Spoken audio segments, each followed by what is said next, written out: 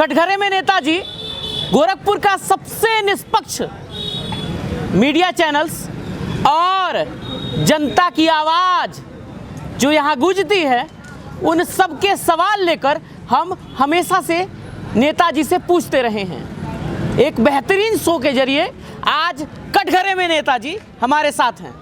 इसीलिए तो दोहरीघाट लाइव और गोरखपुर दस्तक सबसे अलग दिखता है, क्योंकि हम वो मुद्दे उठाते हैं जो जनता के होते हैं। जनता जहां डायरेक्ट सवाल करती है अपने नेता से, तो ज़्यादा देर न करते हुए लगातार उनसे सवाल करेंगे और सवालों का बौछार होगा नेताजी से। तो आज हमारे साथ वो शख्स हैं जिनका इंटरव्यू के आने के बाद कई सवाल बन गए थे, लगातार कमेंट में भी कई सवाल पढ़े जा रहे थे, तो हमने आज फिर इनकी दस्तक कराई है इस जगह पे। ये गोरखपुर दस्तक है और ये दोहरीघाट लाइव है, लेकिन उसी बीच जब ये दस्तक जनता के बीच पहुंचती है तो सवाल उठता है, और सवाल आज हम सर से पूछेंगे। सबसे पहले एक बार जोरदार तालियों के साथ स्वागत किया जाए रवि कृष्ण अग्रवाल जी का, निर्दल प्रत्याशी और स्कूटर लेके हैं। सबसे पहला सवाल सर, जनता के बीच में जा रहे हैं। पहले तो मैं आपको ये कहना चाहूँगा कि आप अपने स्टूडियो में बुलाए, इस नाते आपका अभिनंदन करते हैं, स्वागत करते हैं कि आपने हमको बुलाया। दोनों आप गोरखपुर दस्तक, दोहरीघाट लाइव, आप दोनों का अभिनंदन करते हैं, स्वागत। अब सवालों की तरफ आ जाते हैं, क्योंकि नेताजी कटघरे में हैं और ऐसा कम ही होता है जब नेताजी को कोई कटघरे में लाता है। दोनों तरफ से सवाल हो गए, हम जनता का प्रतिनिधित्व भी कर रहे हैं। अब सवाल आता है, आप अलग अलग क्षेत्रों में जाते रहे हैं। थोड़ी दिन पहले जब आपका इंटरव्यू हुआ तो आपने कहा कि बीजेपी से टिकट मिल जाएगी तो हम अपनी दावेदारी करेंगे, अगर नहीं होगा तो हम सबका साथ देंगे, लेकिन कमल निशान पे रहेंगे। अब सवाल इसी पे है, कितना सब होने के बावजूद आप निर्दल क्यों लड़े? अगर आपने खुद कहा कि हमें कमल चाहिए, कमल हर हाल में हम करेंगे, ये करेंगे। कमल पर ओवर कॉन्फिडेंस था, ओवर कॉन्फिडेंस था इस नाते कि मैंने 40 साल तक भारतीय जनता पार्टी की राजनीति की, सेवा किया, और हमें ये नेतृत्व द्वारा हमेशा बताया जाता था कि जब से आरक्षण लागू हुआ, मंडल कमीशन 96 में बीपी सिंह उस समय प्रधानमंत्री बने और मंडल कमीशन आया, पहला आरक्षण सन 2000 में लागू हुआ, जो बढ़ाने नगर पंचायत की सीट जनरल हुई। हम पार्टी नेतृत्व से कहे कि हम, जब भारतीय जनता पार्टी का उदय हुआ 6 अप्रैल 1980 को, तब से मैं लगा था निकाय के चुनाव के प्रति, क्योंकि उस समय 86 में पहला चुनाव हुआ था जो जनरल सीट थी, आरक्षण था नहीं। फिर 95 में चुनाव हुआ, आरक्षण था नहीं। 2000 में लागू हुआ आरक्षण, तो जनरल सीट होने के नाते ये हमको टिकट नहीं मिला। फिर भी हम संतोष किए, फिर आगे हुए कहा गया कि जनरल सीट होने पर आपको टिकट दिया जाएगा, लेकिन आगे सीट ओबीसी महिला, फिर उसके बाद ओबीसी पुरुष हुआ, फिर उसके बाद अनुसूचित 17 में सीट हुआ। हमारे लायक सीट न रहने के नाते हम प्रत्याशी नहीं बन पाए, और पार्टी नेतृत्व द्वारा हमेशा यह कहा गया कि जब यह सीट जनरल होगी तो आपको लड़ाया जाएगा। इस उम्मीद पर हम अब तक चलते चले आए। आज जनरल महिला सीट होने के नाते हमारी दावेदारी मजबूत थी, हमें विश्वास था कि भारतीय जनता पार्टी हमको प्रत्याशी बनाएगी, लेकिन दुर्भाग्य है टिकट हमें नहीं मिला। खैर नहीं मिला, मुझे दुख नहीं, मैं एक कट्टर सिपाही था, हूँ और रहूँगा। मैं जनसंघ के ज़माने से कार्य करता हूँ। कमल हमारे रोए रोए में है, केसरिया हमारे रोए रोए में। मैं मोदी योगी से नाराज नहीं, अच्छा नाराज इस चुनाव में, लोकल चुनाव होने के नाते हमसे जूनियर कार्यकर्ता को टिकट दिया गया, इस नाते हमारी नाराजगी। अगर हमसे सीनियर किसी कार्यकर्ता को अगर टिकट दिया गया होता, जैसा कि मैंने नेतृत्व से कहा भी था कि हमें टिकट नहीं देंगे, कोई दुख नहीं, लेकिन हमारे समथिंग या तो कार्यकर्ता है, समकक्ष है, या तो हमारे कार्यकर्ता है, या हमसे सीनियर अगर उसको देते हैं तो हम कंधा से कंधा मिलाकर कमल खिलाने का काम करेंगे, और ऐसा नहीं पार्टी ने किया, इस नाते हम निर्दल मैदान। आपने खुद सीनियर की बात कही, सीनियर भी चुनाव में हैं, जूनियर भी चुनाव में हैं और आप भी चुनाव में हैं। एक सवाल उठा लेते हैं यहाँ पे। क्या लगता है आपके निर्दल आने से जो आपके अपोजिट हैं, जहाँ से आप टिकट की मांग कर रहे थे, उनको नुकसान होगा? स्कूटर हमारी दौड़ चुकी है फुल स्पीड में, 4 गियर लग चुका है। स्कूटर से नुकसान नहीं हो, उनका नुकसान नहीं बल्कि हम जीत रहे हैं। क्या बात है सर, आपने स्कूटर की बात कही। आम आदमी का स्कूटर होता है, आम आदमी कहीं भी जाता है तो स्कूटर आ जाता है। आम आदमी के लिए पेट्रोल भी ज़रूरी है, तमाम सी चीज़ें ज़रूरी हैं, लेकिन वही आम आदमी जब स्कूटर पर बैठता है और सड़कें ख़राब होती हैं तो परेशानी होती है। ये सड़कें, बिजली के तार, अतिक्रमण, स्कूटर फंसा रह जाता है इस सब चीज़ों में। ऐसा है, कैसे निकलेगा? ऐसा है, ये जनता है, तमाम परिस्थितियाँ बनी सामने जनता के सामने, परिस्थितियाँ बनने के बाद झेली है। जब विद्युत नहीं रहा करता था तब भी जनता बर्दाश्त करती थी और रात भर कहीं न कहीं टहल कर या छतों पर जा कर के वो सोने का काम करती थी और काट लेती थी। आज भौतिकवादी युग में हमको लगता है किसी घर में ऐसा नहीं होगा जो हाँ स्कूटर ना हो। अच्छा। और जहाँ तक महंगाई की बात आपने किया, पेट्रोल की बात, तो जो स्कूटर 1 लाख का खरीद सकता है तो पेट्रोल की व्यवस्था करके ही खरीदता है। और सबसे बड़ी बात तो आपने पेट्रोल की बात कही, अब तो इलेक्ट्रिक वाहन भी आ गए हैं। इलेक्ट्रिक भी आ गई तो इलेक्ट्रिक आपके वहाँ 24 घंटे उपलब्ध है, इस तरह से कोई दिक्कत नहीं है।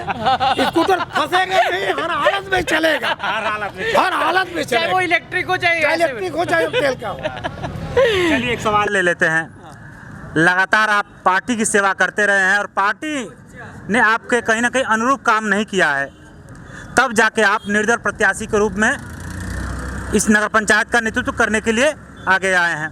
लेकिन देखा जाता है अब तक के इतिहास में अक्सर देखा गया है कि लोग नेतृत्व करने के लिए आते हैं, नगर का विकास के वादे करने के लिए आते हैं, लेकिन उनके वादे राजनीति का रूप ले लेते हैं और नगर का विकास अधूरा रह जाता है। अब तक 15 वर्षों में सच है कि विकास के वादे किए गए लेकिन विकास हुआ नहीं। विकास किसका हुआ?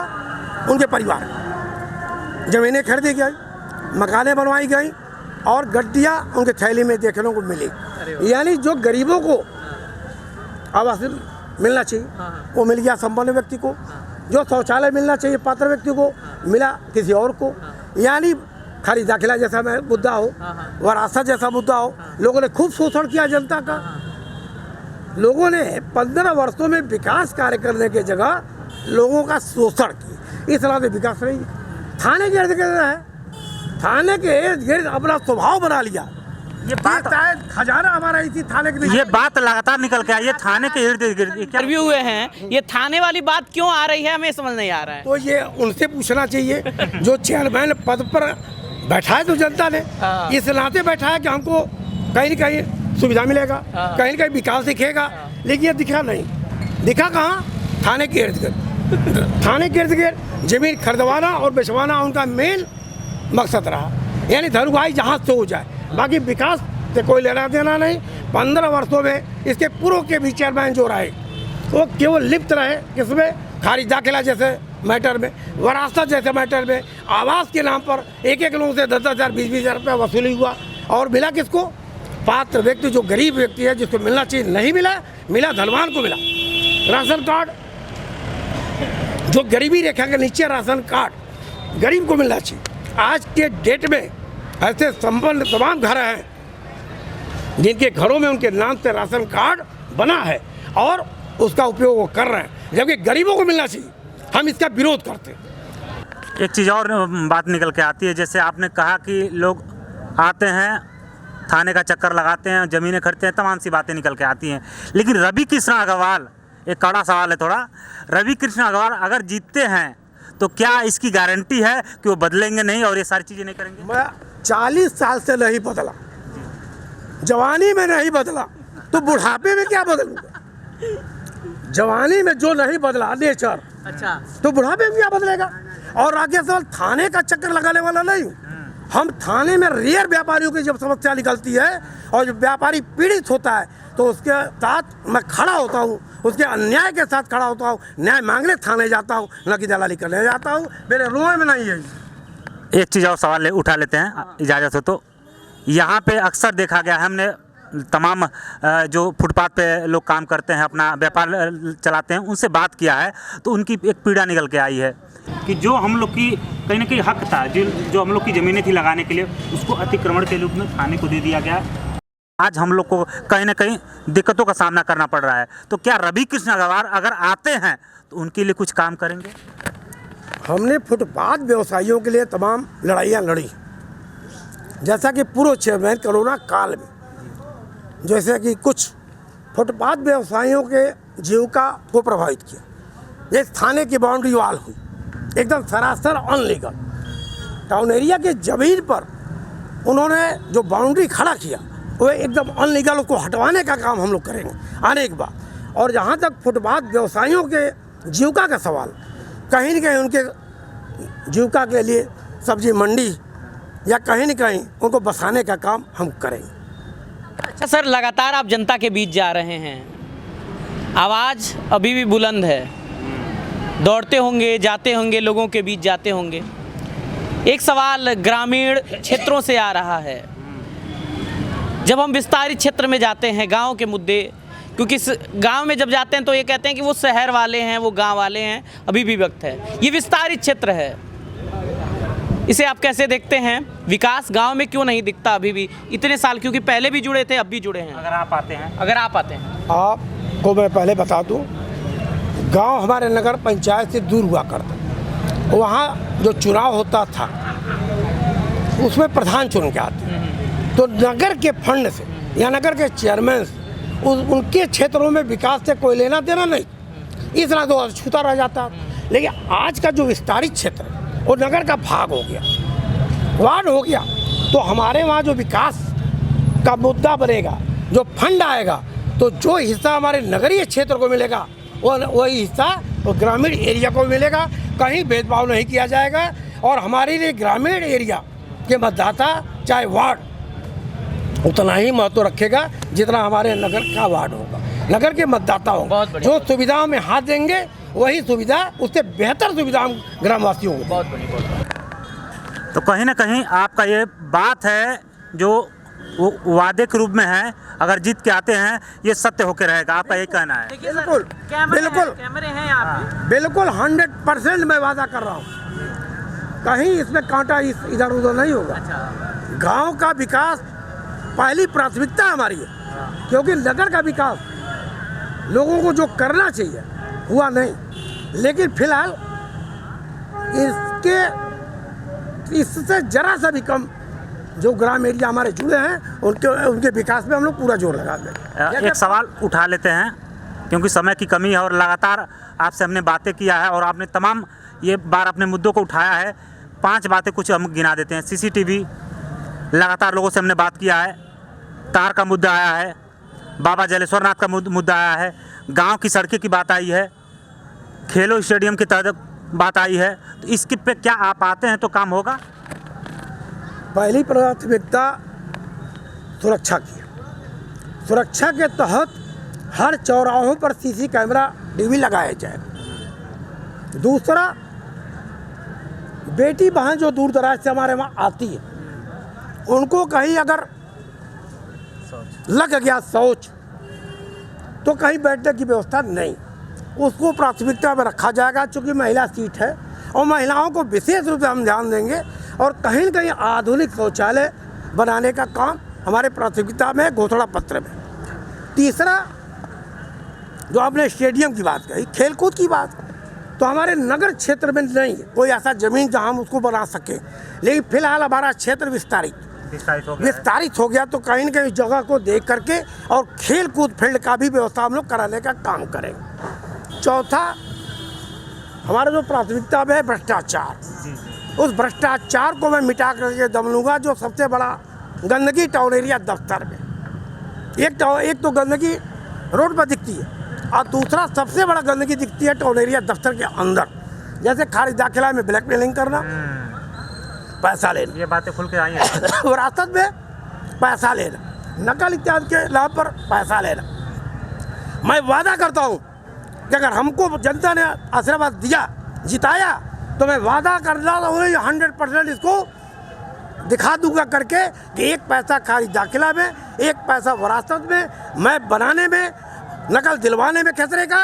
अगर 1 पैसा का ही लेना कोई साबित कर देगा, मैं बड़ौदा छोड़ के चला जाऊँ। ये बहुत बड़ी बात आपने कही है और इसके लिए कहीं ना कहीं मैं कहूँगा कि यहाँ पे जो भी लोग हैं इनके लिए तालियां बजनी चाहिए, क्योंकि जो बातें हमने बुलंद आवाज़ के साथ कही हैं ये देखने वाली बात होगी। अगर आप जीत के आते हैं तो ये बातें बुलंद होती हैं कि नहीं। तो आज के लिए वक्त देने के लिए बहुत बहुत धन्यवाद। धन्यवाद आप लोगों को। तो लगातार आप देख रहे हैं प्रत्याशी गढ़ आ रहे हैं नेताजी कटघरे में। हम उनसे हर एक सवाल जनता के ले रहे हैं और जनता के वो सवाल इनसे पूछा जा रहा है और ये बखूबी उनका जवाब दे रहे हैं। अब लगातार और प्रत्याशियों से भी बात होती रहेगी। ऐसे ही आप देखते रहिए दोहरी घाट लाइव और गोरखपुर दस्तक। मिलते हैं एक नए वीडियो में, तब तक के लिए जय हिंद।